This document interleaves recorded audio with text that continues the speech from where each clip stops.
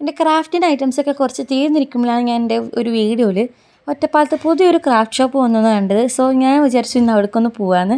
So അവിടേക്ക് പോണ വഴിയുള്ള വീഡിയോസാണ് ഞങ്ങളിപ്പോൾ കണ്ടത്. അപ്പോൾ അവിടുന്ന് ഞാൻ കുറച്ച് വീഡിയോസൊക്കെ എടുത്തിട്ടുണ്ടായിരുന്നുള്ളൂ. അധികം വീഡിയോസൊന്നും എടുത്തിട്ടുണ്ടായിരുന്നില്ല. അത്യാവശ്യം ചെറിയ ഷോപ്പാണെങ്കിൽ നമുക്ക് ആവശ്യമുള്ള സാധനങ്ങളൊക്കെ അവിടെ ഉണ്ടായിരുന്നു കേട്ടോ. അപ്പോൾ ഞാൻ അവിടുന്ന് എന്തൊക്കെയാണ് മേടിച്ചെന്ന് കണ്ടാലോ. അപ്പോൾ ഫസ്റ്റാണ് ക്യാമൽ പേസ്റ്റൽ കളേഴ്സ് ആയിരുന്നു മേടിച്ചിട്ടുണ്ടായിരുന്നത്. പിന്നെ ആ ഒരു കമ്പനിയിൽ തന്നെ മെറ്റാലിക് കളേഴ്സും മേടിച്ചിട്ടുണ്ടായിരുന്നു.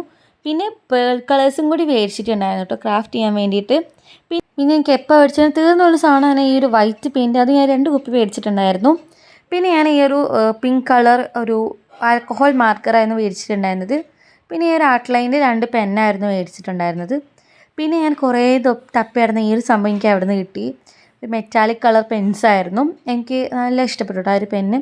പിന്നെ ഞാൻ ഈ ഒരു ഡബിൾ സി ടേപ്പും പിന്നെ ടിഷ്യൂ ടേപ്പും മേടിച്ചിട്ടുണ്ടായിരുന്നു.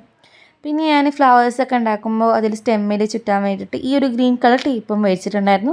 പിന്നെ സ്റ്റെമ്മായിട്ട് യൂസ് ചെയ്യാൻ ഒരു സ്റ്റിക്കും കൂടി മേടിച്ചിട്ടുണ്ടായിരുന്നു.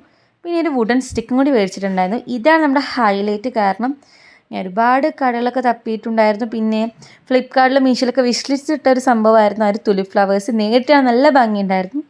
പിന്നെ 3 സെറ്റ് സ്റ്റിക്കേഴ്സായിരുന്നു മേടിച്ചിട്ടുണ്ടായിരുന്നത്. ഒന്നിന് അനിയത്തിമാർ, 2 അനിയത്തിമാർക്ക്, 1 എനിക്കായിരുന്നു മേടിച്ചിട്ടുണ്ടായിരുന്നത്. അപ്പോൾ ഇത്രയുള്ള നമ്മുടെ ഇന്നത്തെ വീഡിയോ. അപ്പോൾ എല്ലാവർക്കും ബൈ ബൈ.